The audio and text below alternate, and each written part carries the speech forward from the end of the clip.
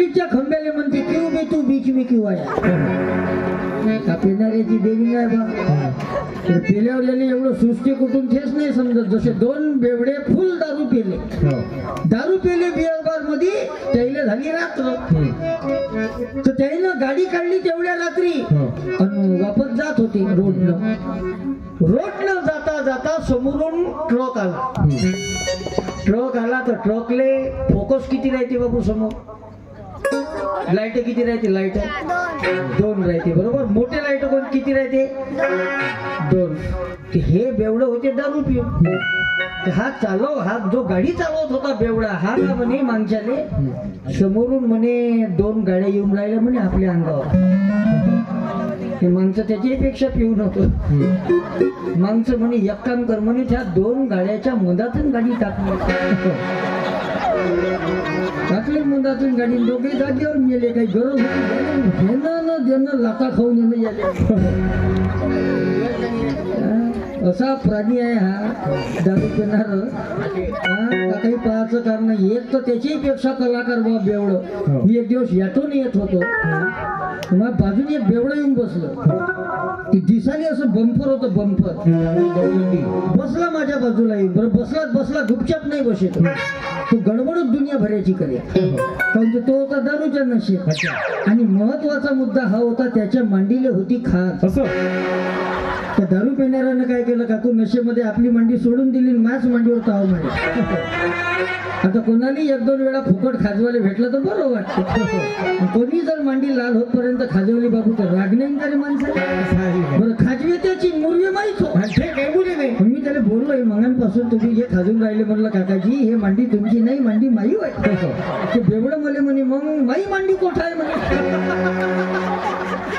लागतो असा याची गच्ची धरून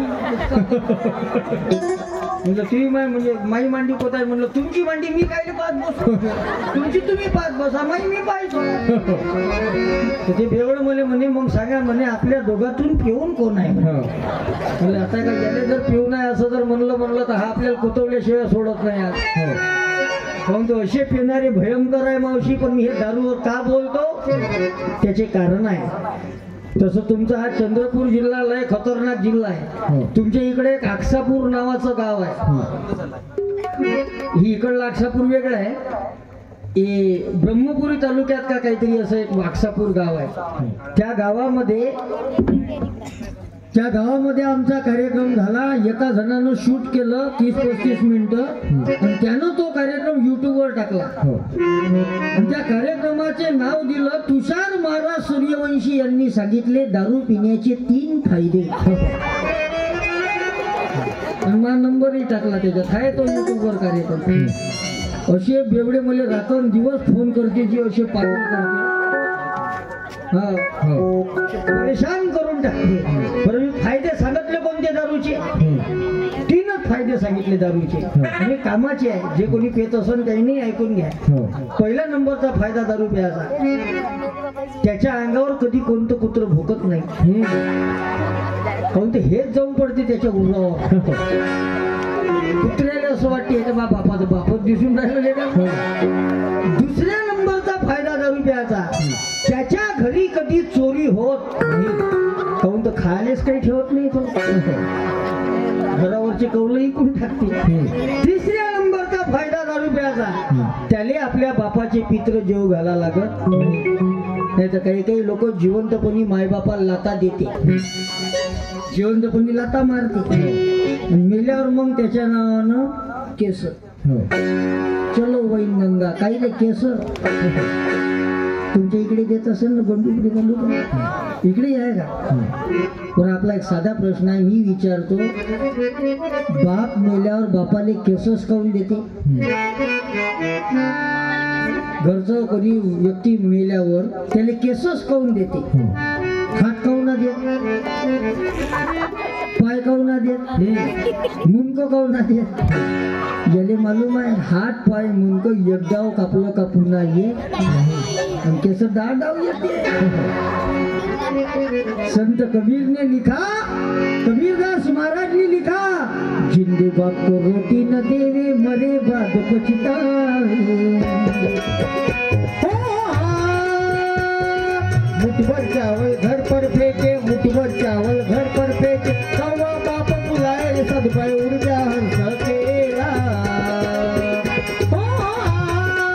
जिवंतपणी आई वडिलांची सेवा करा, नाही तर काही काही लोक जिवंतपणी माई बापाची सेवा करत नाही, जिवंतपणी माई बापाने वृद्धाश्रमात टाकतात आणि मेल्यावर मग त्याच्या तेरव्या करते. काही अर्थ आहे? अरे जैना आपल्याला जग दाखवलं, जैना आपल्याला ही दुनिया दाखवली, त्याला वृद्धाश्रमात टाकायचं का पोरं? आपले खरे देव कोण आहे? जोरात बोला. आपले खरे देव कोण? आई वडील. बरोबर, टाळी वाजून द्या या लेकराच्यासाठी. बस फिट बसलं याच्या डोक्यात कीर्तन आपलं. ज्याला आपल्याला जग दाखवलं ते आपले देव. मग आई वडिलांची सेवा करायची का नाही करायची? आता तुम्ही लहान लहान आहे म्हणून आई वडिलात देव पण, बरोबर आहे का नाही? मोठं झाल्यानंतर तुमचं लग्न होईल, लग्न झाल्यानंतर कोण येते? बायको. मग देव कशात पाहिला पाहिजे पोरायनं?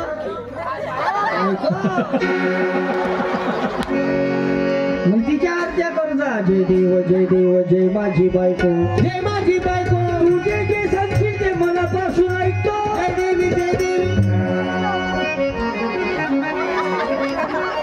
पोरच मोठे बर. हे जे सांगून राहिले काही चुकीचं नाही, जी बाई ताकदच ठेवली आहे. किती मोठा माणूस असेल तर बाईच्या समोर नांगीच टाकते. कारण तर लाडक्या बहिणी ह्या साधं काम आहे का? एका बाई तेवढी ताकद आहे. एका माणसाच्या शरीरात 1,39,000 नसा असतात. साधारणपणे एका व्यक्तीच्या शरीरामध्ये 1,39,000 नसा असतात. आणि बाईलेच माहित राहते कोणती नस कोठं दाबा. बाईले का कमी समजता तुम्ही? आता तो सर्व क्षेत्रात महिला मंडळी पुढे आहे. आता राष्ट्रपती महिला, देशाच्या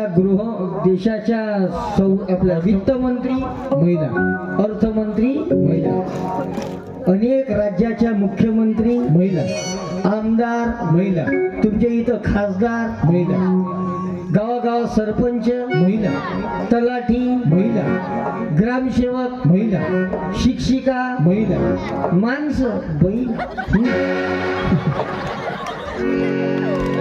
माणसाईच्या हातात काय?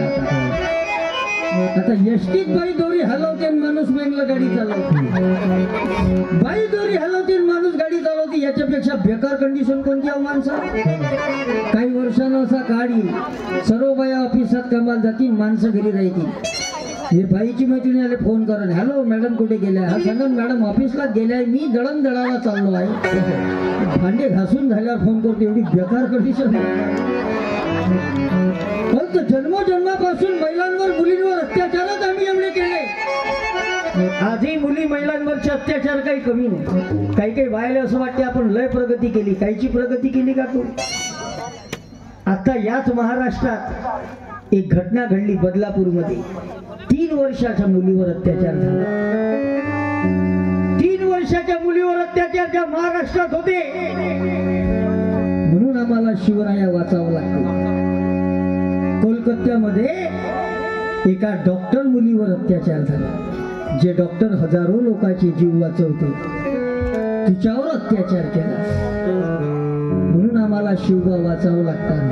छत्रपती शिवाजी महाराजांच्या समोर कल्याणच्या सुभेदाराची सून उभी केली, नजराना म्हणून पेश केली, बक्षीस म्हणून. छत्रपती शिवाजी महाराजांच्या समोर ते देखणी कल्याणच्या सुभेदाराची सून उभी केली. तर छत्रपती शिवाजी महाराजांनी त्या कल्याणच्या सुभेदाराच्या सुनेचा साडी चोळी देऊन सत्कार केला, सन्मान केला. तिला आपल्या आईसारखा सन्मान दिला.